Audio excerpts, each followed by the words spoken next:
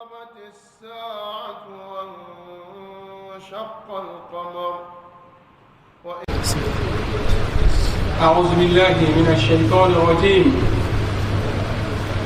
بسم الله الرحمن الرحيم. الحمد لله رب العالمين، والعاقبة للمتقين ولا عدوان إلا على الظالمين، والصلاة والسلام على من لا نبي بعده سيدنا محمد صلوات الله عليه وعلى آله وصحابته والتابعين لهم بإحسان إلى يوم الدين، وبعد. سبحانك لا علم لنا إلا ما علمتنا إنك أنت العليم الحكيم. اللهم علمنا ما ينفعنا وانفعنا بما علمتنا. اللهم زدنا ولا تنقصنا، وانصرنا ولا تنصر علينا بعوضك يا أرحم الراحمين. اللهم يسر لنا خزائن علمك بعوضك يا أرحم الراحمين. ويا أيها السادة الأعزاء، أقرأ عليكم كلمة الإسلامية ألا وهي السلام عليكم ورحمة الله وبركاته. La louange appartient à Allah subhanahu wa ta'ala, le tout miséricordieux, le clément. Allah subhanahu wa ta'ala qui a préparé la meilleure destination aux pieux et dit qu'il n'a pas d'ennemis sauf ceux qui ont été injustes envers eux-mêmes. Le salut d'Allah sur le prophète Muhammad sallallahu alayhi wa sallam, sur ses nobles compagnons, sur sa famille, ceux-là qui ont suivi la droiture jusqu'au jour dernier. Et après ça, frère en islam, frère en Dieu, je vous adresse la salutation fraternelle, la salutation des gens élus du paradis, qui n'est autre que la paix, la bénédiction et la miséricorde d'Allah subhanahu wa ta'ala soit sur vous. Et après ça, frère en islam, nos prières vont droit à nos parents, nos ustads, nos amis qui nous ont laissés, qui ont quitté ce bas monde pour l'autre monde. Que le Tout-Puissant les agrée dans son paradis meilleur. Nos malades, nous prions Allah subhanahu wa ta'ala une propre guérison à eux. Nous qui sommes ici présents, c'est seul Allah subhanahu wa ta'ala qui nous a choisis. Il a guidé nos cœurs vers cette place-là. Il a mené notre amour vers cette place-là, venir écouter la parole divine. Nous prions Allah subhanahu wa ta'ala de le rendre au centuple. Alors là, il y a des gens qui sont en train de faire autre chose, qui vont à la colère, qui encourent à la colère d'Allah subhanahu wa ta'ala. Mais nous, Allah subhanahu wa ta'ala nous a choisis. Nous sommes à l'endroit où ça fait l'agrément d'Allah subhanahu wa ta'ala. Nous prions Allah subhanahu wa ta'ala de nous aider dans ce sens-là davantage. Après ça, la semaine passée, nous avons parlé le thème sur le statut de la menstruation chez la femme. Et d'abord, nous avons donné la définition, c'est quoi les menstruations, pourquoi chez les femmes il y a des menstruations, à quel âge une fille ou bien une femme peut commencer ses menstruations, à quel âge la femme peut arriver à la ménopause, quelle est la durée minimale des menstruations, quelle est la durée maximale des menstruations. Et Inch'Allah, nous avons terminé ce point et nous nous étions promis, Inch'Allah, aujourd'hui, nous allons toucher les points très saillants. Quand la femme est en sa période de menstruation, qu'est-ce qu'elle ne doit pas faire?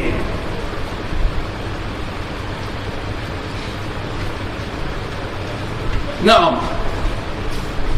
C'est ça, il dit ma yahrumu ala al-kha'id, ce qu'on interdit à une fille ou bien à une femme dans sa période de menstruation de faire. Premièrement,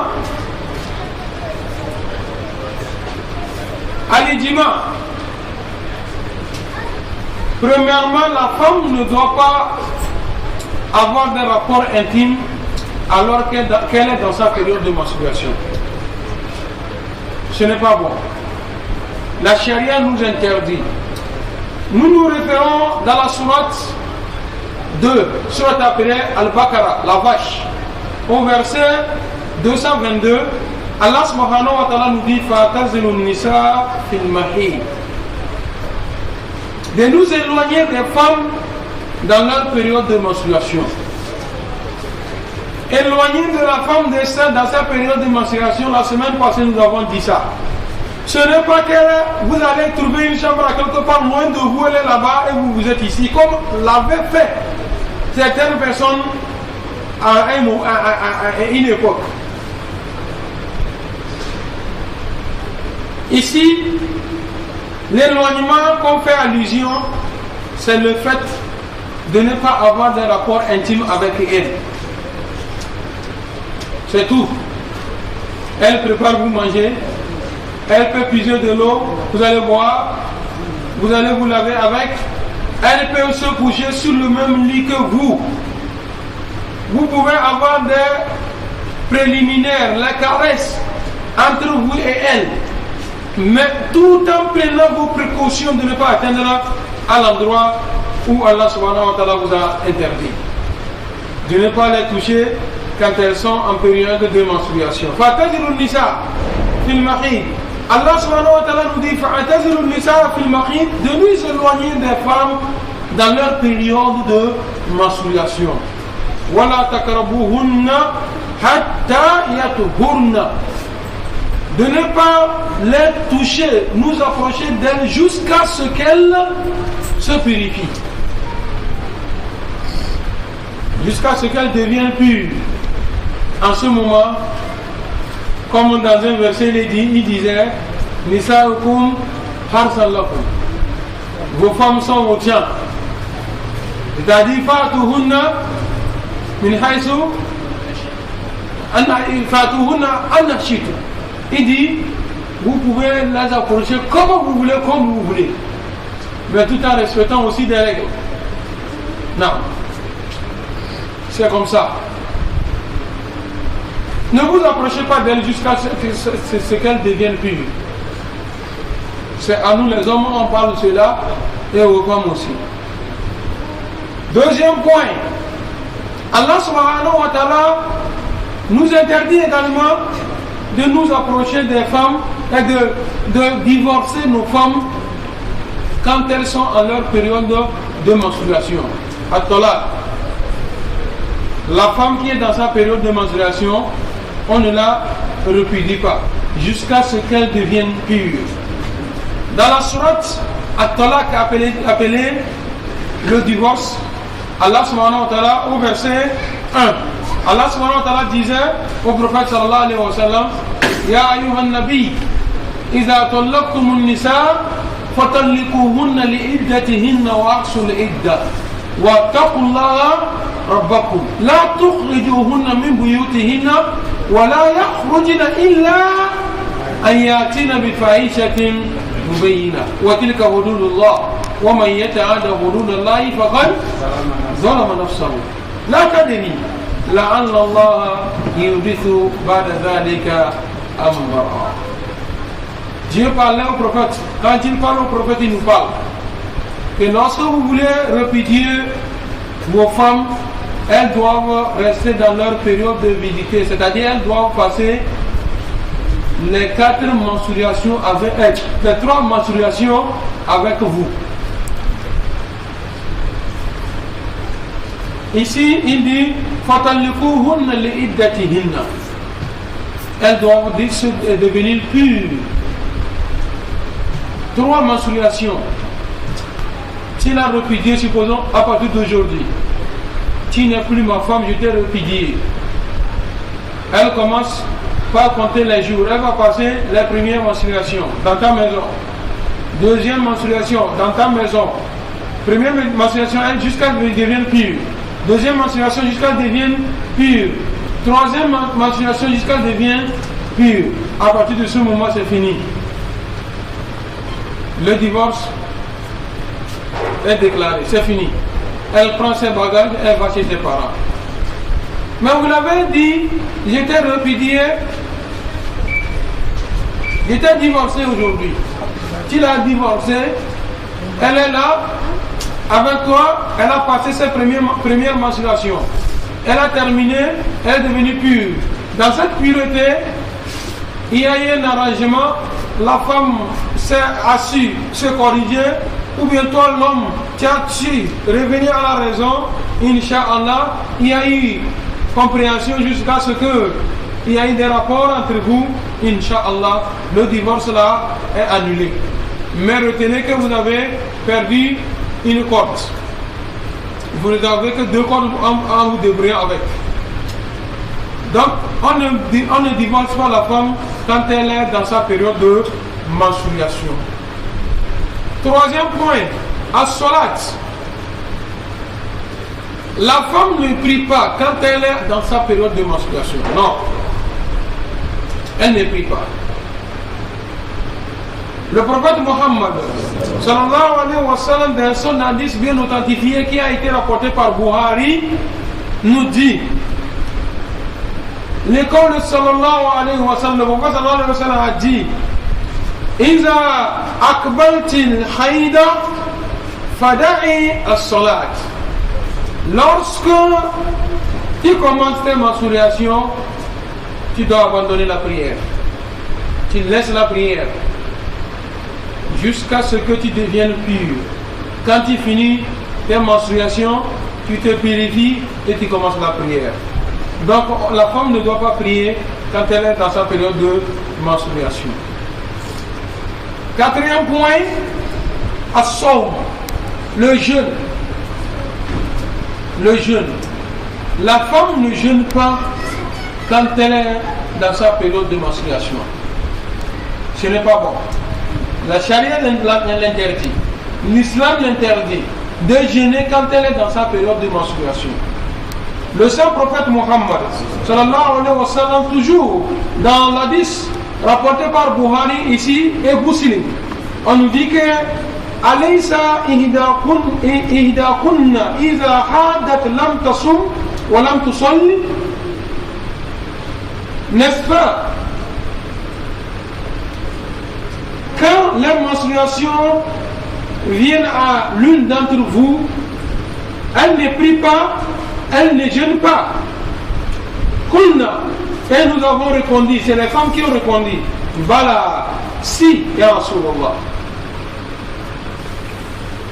Nous ne jeûnons pas, nous ne prions pas. Donc, ce qui veut dire, il y a l'interdiction de jeûner quand on est dans sa période de menstruation. At-tawaf, la circumambulation,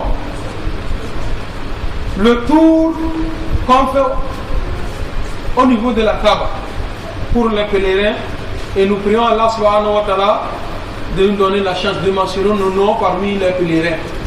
Pas loin de cette année que le Tout-Puissant le fasse pour nous tous. Qu'Allah subhanahu wa ta'ala le fasse pour nous tous. Et c'est rien. Inch'Allah, pour Allah subhanahu wa ta'ala, quand il décide d'une chose, il suffit qu'il dise soit et c'est fini. Soit c'est fini, c'est fait. Donc la femme ne doit pas faire la circumambulation autour de la Kaaba.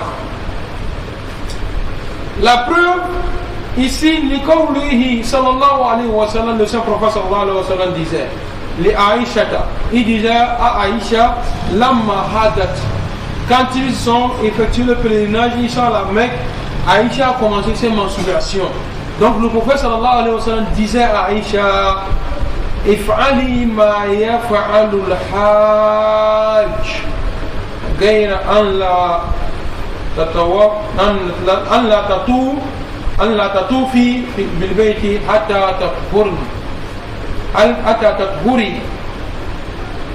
Le prophète sallallahu alayhi wa sallam disait à Aïcha, tout ce que les autres font, tu peux le faire. Exception faite à la circumambulation autour de la Kaaba. Tawaf, tu ne fais pas. Cet hadith aussi a été rapporté par Bukhari et Muslim.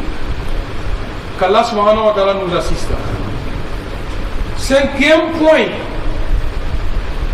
ou bien sixième point, si je n'abuse pas. Sixième point, il dit Masul Mushaf, toucher le Coran. On interdit à une femme dans sa période de menstruation de toucher le Coran. Elle n'a pas droit à toucher le Coran. Nous avons pris ça où? La preuve dans le Saint-Coran, dans la sourate Al-Waqi'a au verset 79, Allah subhanahu wa ta'ala dit La yamassuhu illa al-mutahharun. On ne le touche pas, sauf les purs, ceux qui sont dans leur pureté. Et la pureté ici, beaucoup de savants sont allés jusqu'à même l'homme qui est impur, l'impureté majeure, c'est-à-dire le janaba, il n'a pas droit à toucher le Coran. La femme, l'impureté majeure, elle n'a pas droit à toucher le Coran. De même que l'homme qui n'a pas des ablutions ne touche pas le Coran jusqu'à ce qu'il se purifie, c'est-à-dire qu'il fasse des petites ablutions.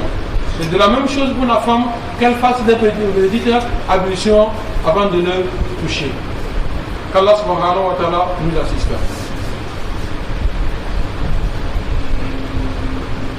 Le dernier point, Al-Lubuth fil Masjid.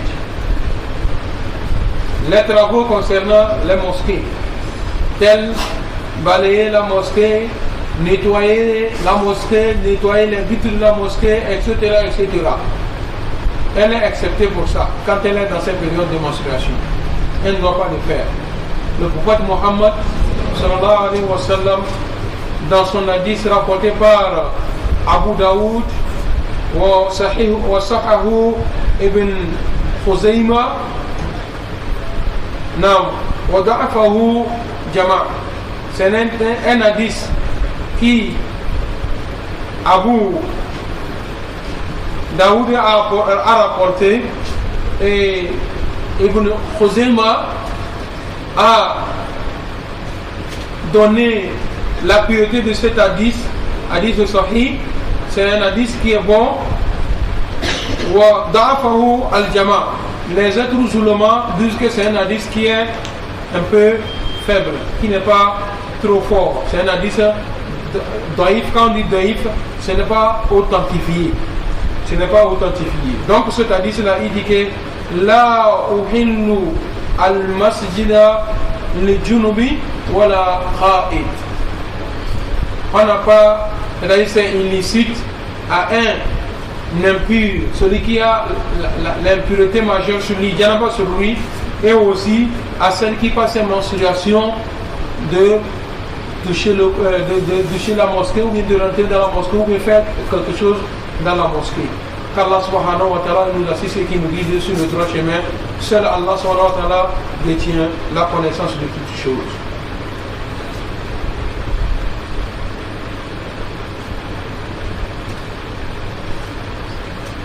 Qu'est-ce qui est obligatoire maintenant à une femme? Qu'est-ce qu'il est obligatoire une fois terminé ses menstruations? Ida hadat al-mar'a, quand la femme commence ses menstruations, kana dhalika alamatu ala bulugh, que quand la fille commence ses menstruations, c'est les signes de la puberté. Il dit c'est les signes de la puberté. ويجب عليها الغسل عند انقطاع دم الحيض. Et c'est obligatoire à cette fillette, ou bien à cette fille, ou bien à cette femme, à la fin de ses menstruations, de se purifier. C'est obligatoire. La dernière fois, nous avons dit l'âge minimal des menstruations commence à partir de 9 ans. 9 ans. Donc la petite fillette que vous avez avec vous, votre fille, ou bien c'est une fille adoptive, ou bien c'est une bonne auprès de vous, vous devez prêter l'attention sur elle.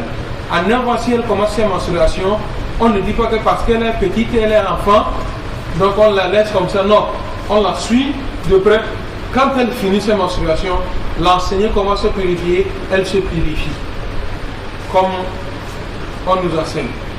Nous avons pris cela où dans l'hadith du prophète Muhammad sallallahu alayhi wa sallam, l'hadith rapporté par Bukhari et Muslim, qui nous dit: Da'i salata qadra al-ayyam allati kunti tahidina fiha summa igtasili wa salli.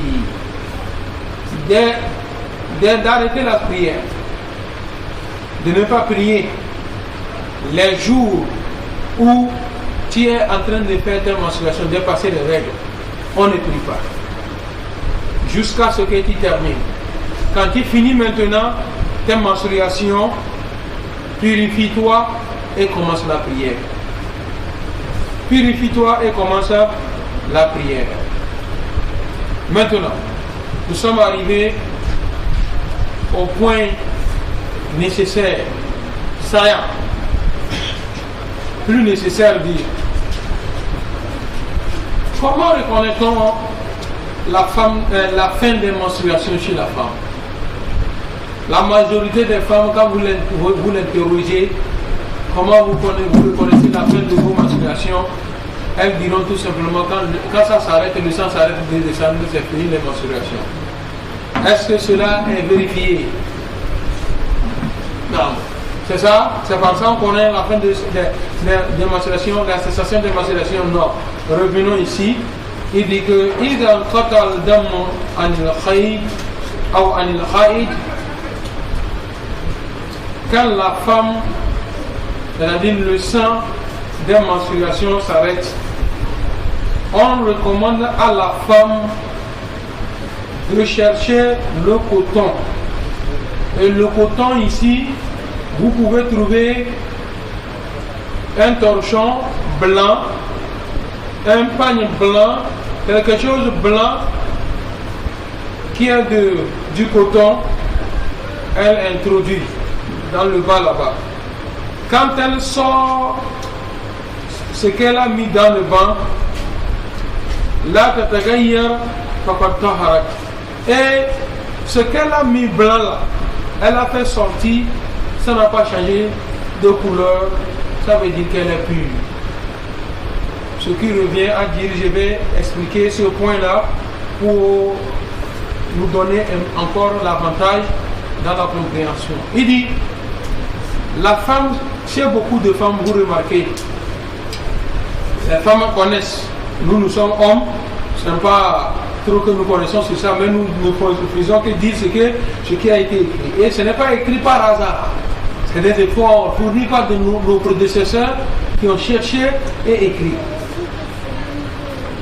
La femme commence ses menstruations, le sang, la couleur rouge tendant vers le noir. Couleur rouge tendant vers le noir. La femme distingue les créations et de la météorologie par 1. La couleur du sang.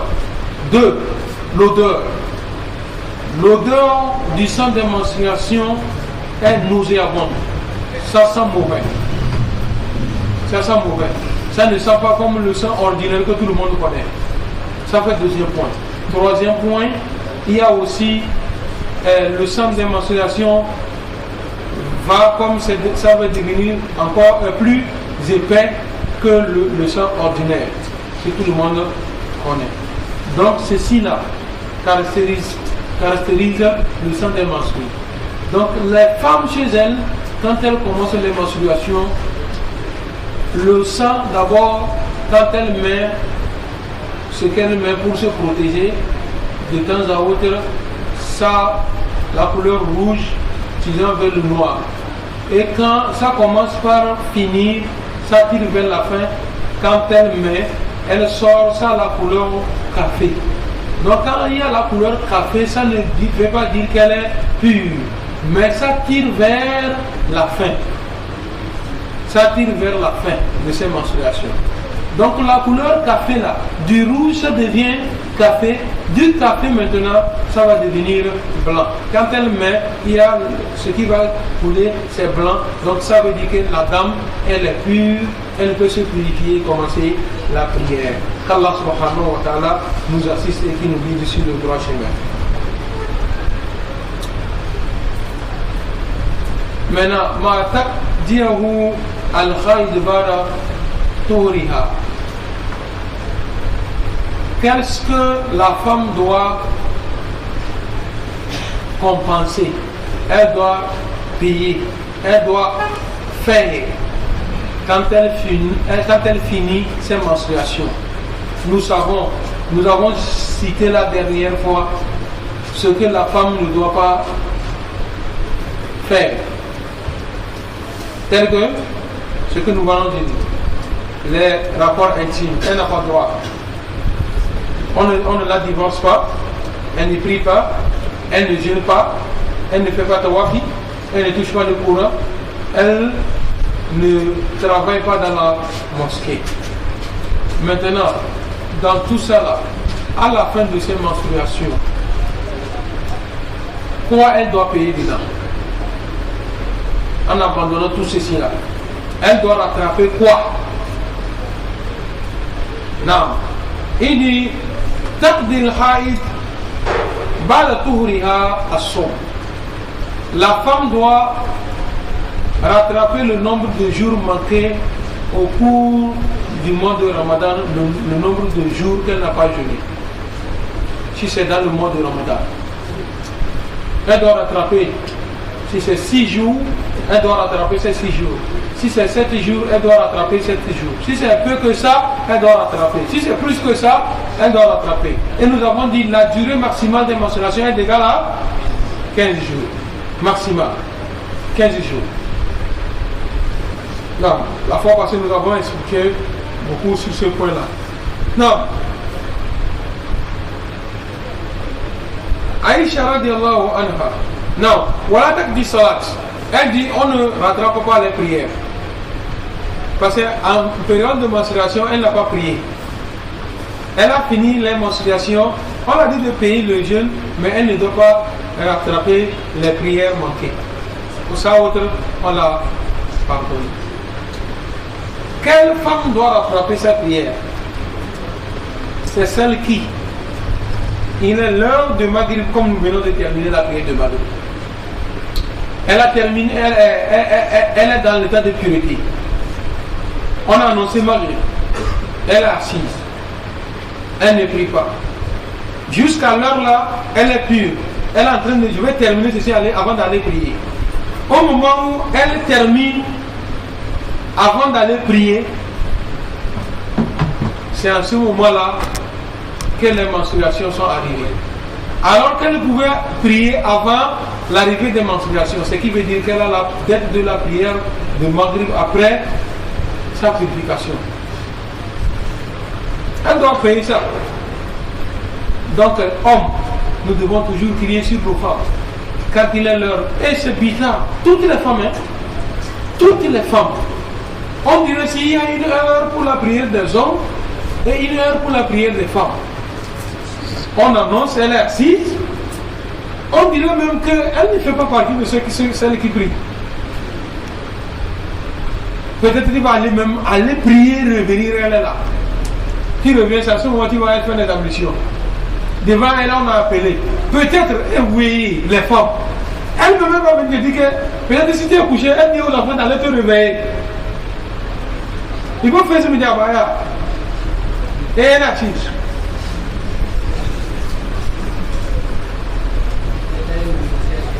Elle ne faisait rien. Donc, voilà comment Satan s'amuse avec nos femmes.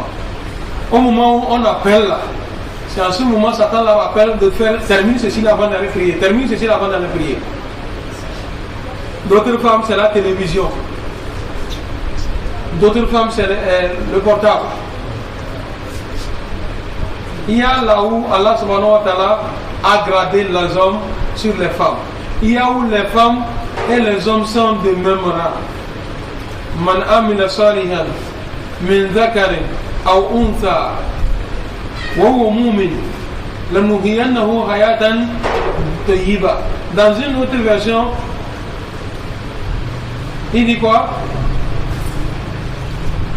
Il dit فاستجاب لهم ربهم أني لا أضيع عملا عامل منكم من ذكر أو أنثى. Allah n'a pas dit que parce qu'elle est femme, voilà. Parce qu'il est homme, voilà. Côté des prières, là, nous sommes égaux. C'est les mêmes heures de prière. Donc, pour homme, nous n'allons pas cesser, nous allons toujours prier. Vous remarquez, le plus souvent, quand toi-même, l'homme qui n'est pas à la maison, souvent même les enfants ne prient pas. Elle peut beau parler avec les enfants ne prient pas. Pourquoi? Vous avez vu quoi? Elle dit aux enfants, écoutez ce soir, levez-vous pour prier, elle est assise. Elle n'a pas encore prié, elle est assise. Elle dit aux enfants d'aller prier, les enfants aussi sont assis. Je félicite certaines femmes qui font beaucoup d'efforts. Wallahi. Et l'autre, sa manière de faire, tu ne pries pas, tu ne manges pas. Tu ne pries pas, tu ne manges pas. Et l'enfant maintenant commence par prier. Jusqu'à s'habituer, avant il priait pour le repas. Jusqu'à s'habituer maintenant, il prie pour Allah.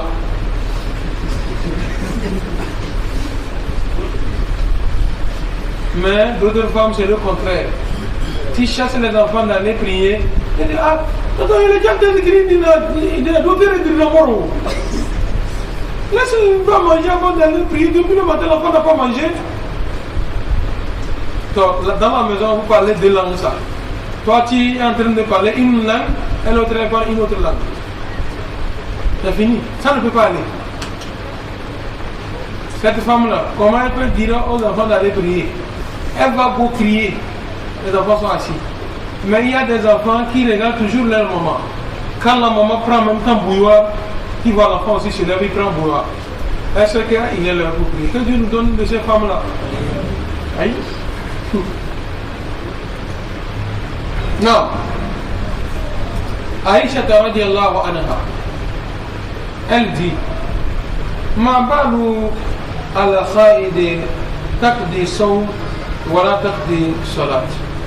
Pourquoi les hommes et les femmes, après leur menstruation, rattrapent les jours manqués de jeûne, mais elles ne rattrapent pas les prières manquées? On l'a posé cette question, elle a répondu, Kana yusibuna dhalika ma Rasulullah sallallahu alayhi wa sallam. C'était comme ça quand nous étions avec le prophète sallallahu alayhi wa sallam, ça nous arrivait. Et le prophète sallallahu alayhi wa sallam nous ordonnait de rattraper les jours manqués lors de menstruation dans le mois de Ramadan. Et on ne nous ordonnait pas de rattraper les prières manquées dans notre période de menstruation. C'est-à-dire ça a été rapporté par Bukhari et Muslim. Bon, nous tous, nous allons noter ça là quelque part et nous allons donner ça à nos femmes, nos filles, nos soeurs. وإذا طهرت الخائط قبل غروب الشمس لزومها أن تصلي الظهر والعصر من هذا اليوم.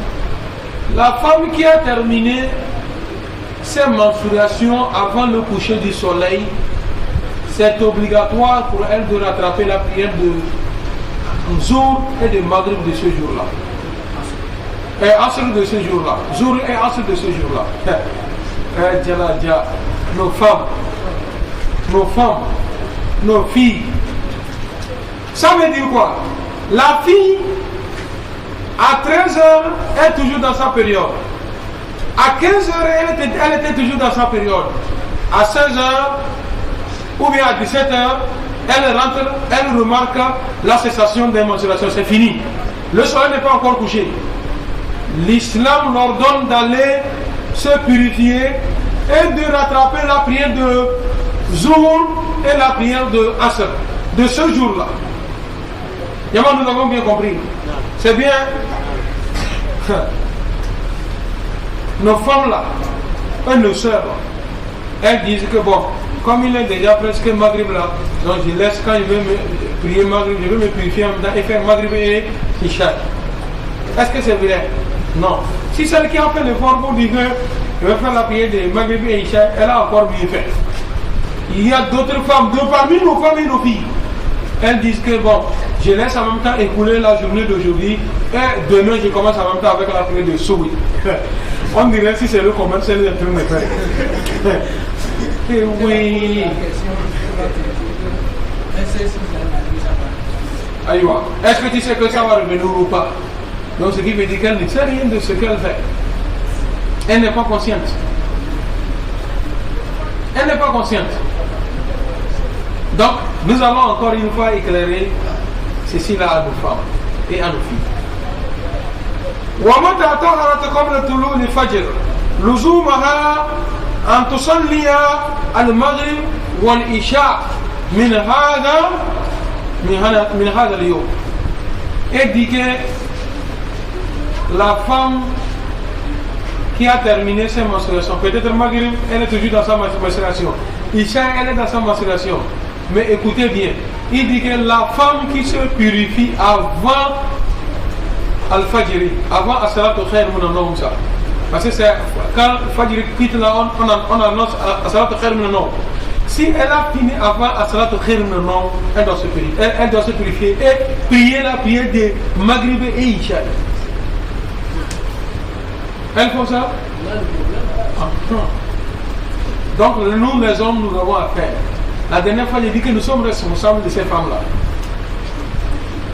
Donc nous devons faire des efforts. Nous devons parler.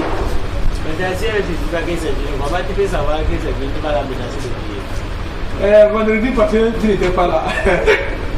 Et si elle ne te dit pas qu'elle a fini, comment tu vas le savoir? En tant que responsable de cette femme-là, l'islam nous recommande que quand elle commence, tu dois le savoir. Quand elle finit, c'est-à-dire, elle doit te dire et tu dois la suivre. Il y a des femmes arrogantes. Quand elle peut commencer jusqu'à finir, l'homme ne sait même pas qu'il y a quelque chose. Hein? On dit que c'est elles qui sont nombreuses.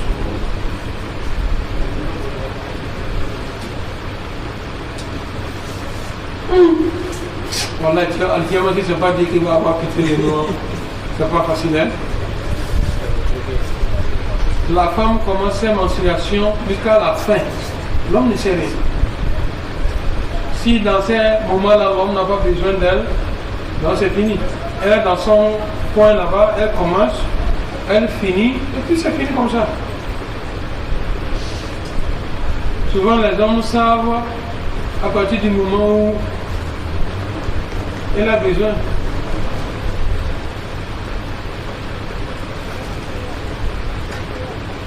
Si ce n'est pas le cas, c'est fini. Chacun pour soi, Dieu pour tous, c'est fini. Non, ça ne doit pas être comme ça. Ça ne doit pas être comme ça. Nous devons connaître avec et nous et nos femmes les moments de ces menstruations. À chaque mois, quelles sont les dates qu'elles commencent? Quels sont les moments qu'elle finit ses menstruations? Combien de jours elle passe ses menstruations? C'est logique. C'est logique. On doit le connaître. Il ne faut pas dire que non. Hey, est-ce que c'est mon affaire? Ce n'est pas mon affaire. Non, ce n'est pas bien. Ce n'est pas bien. Oh, je voulais qu'on va arriver à un point là, mais est-ce que c'est sûr qu'on va arriver là-bas compte tenu de l'heure? Donc ça, c'est logique. Pour nos filles qui ont l'âge des menstruations, nous devons aussi connaître combien de jours elles passent ces menstruations, à quelle période du mois elles commencent, comment elles se prennent en charge quand ça arrive, tout ceci là, c'est obligatoire. Donc, maintenant, on a terminé ça.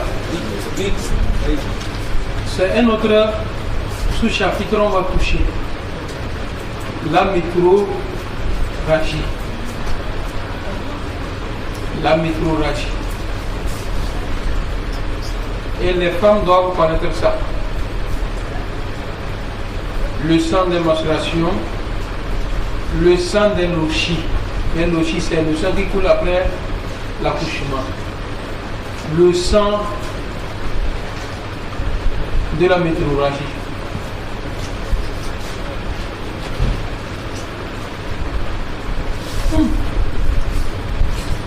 Là, c'est un thème délicat, hein, l'affaire. C'est un thème très délicat. Vous savez que nos femmes, elles peuvent finir leur lochi, mais elles ne prient pas.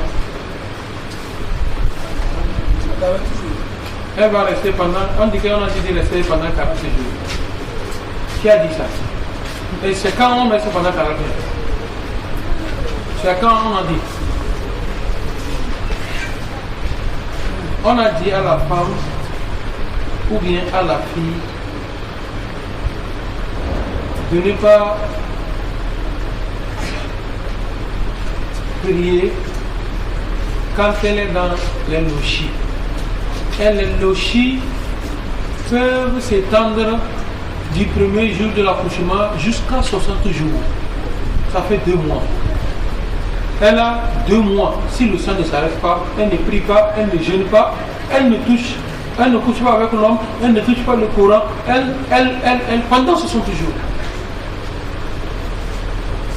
Dans les livres, au départ, c'était pendant 40 jours. Donc, quand on a dit pendant 60 jours et les pendant 40 jours là, c'est à qui on fait allusion. Pour celles qui ne sont pas arrêtées. Mais les femmes sont différentes. Il y a une, quand elle accouche, après 1 semaine, le sang arrête de se couler. Elle aussi s'arrête. Ah, donc papa me dit qu'il y a d'autres femmes même qui ne font pas 1 semaine. Le sang s'arrête. Mais la femme, nos femmes que j'ai dit là, elle dit que pire, c'est jusqu'à 40 jours. Si ce n'est pas Allah subhanahu wa ta'ala qui va nous pardonner. Et cette chaîne-là, c'est pour nous, les hommes et les femmes. Elle est restée pendant plus de 30 jours sans prier. Elle se dit qu'elle est dans ses lochis. Quand la femme a accouché et qu'elle est lochis, on dirait pendant 1 semaine. Après 7 jours, ça s'est arrêté. La femme doit se purifier et aller prier. Elle peut jeûner, elle fait tout, elle fait tout, elle fait tout. Voilà, une femme m'a témoigné ça aujourd'hui, où je vous parle. Quand je parlais de cela, la femme me disait que elle a accouché un de ses enfants. Après 1 semaine, le sang s'est arrêté, les lochis sont arrêtés. Elle s'est purifiée, elle a commencé à prier, elle jeûnait. D'autres femmes la grondaient. Que ce n'est même pas bon. Oh, c'est pas bon. Si c'est comme ça, c'est pas bon. Elle ne doit pas jeûner. Elle ne doit pas. Regarde ce qu'elle l'a induit dans les erreurs. Elles ne connaissent pas. Elles ne connaissent pas. Vous voyez, non? C'est des erreurs qu'il faut éviter. Les femmes nous-mêmes, nos mamans, nos grands-mamans, elles commencent par gronder à nos jeunes femmes. Que ça, c'est quoi ça? Elle a accouché, elle n'a même pas encore fait 40 jours. Elle commence par rentrer dans la mosquée. Je ne sais pas là où on a dit qu'après l'accouchement, là, automatiquement pour laisser pendant 40 jours. Pourtant, ce n'est même pas 40 jours, on a dit. On a dit 60 jours. Pour celle qui le sang n'est pas encore arrêté, elle peut prolonger jusqu'à 60 jours.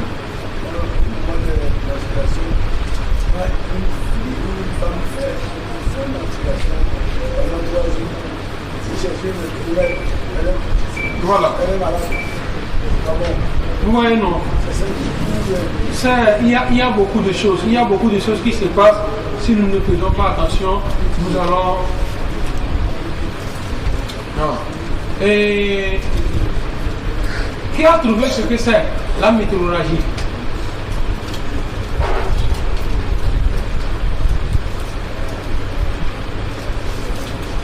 Quelqu'un a un dictionnaire avec lui là-bas, non? Dans les portables. La météorragie, c'est quoi? Non?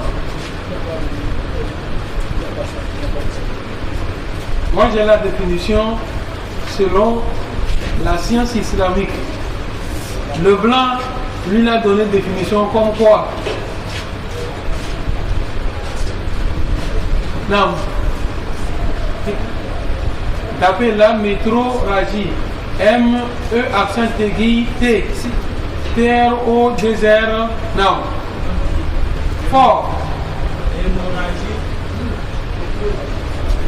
Oui, oui. Non.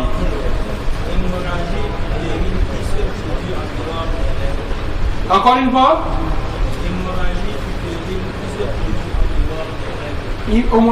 Hémorragie utérine qui se produit après en dehors des règles. Voilà. Monsieur Chef, vous avez trouvé quoi? C'est hémorragie utérine qui se produit en dehors des règles. Masha'Allah. Donc, selon la science islamique, il dit la métrorragie est un écoulement de sang en dehors de la période du cycle menstruel dû à une maladie ou à une anomalie et provient d'une veine du bas de l'utérus appelée al-avil. Non. Allah subhanahu wa ta'ala nous assiste. La femme, ou bien nous les hommes, nous devons faire des efforts pour reconnaître la différence entre le sang des menstrues, le sang de la métrorragie, le sang des lochis.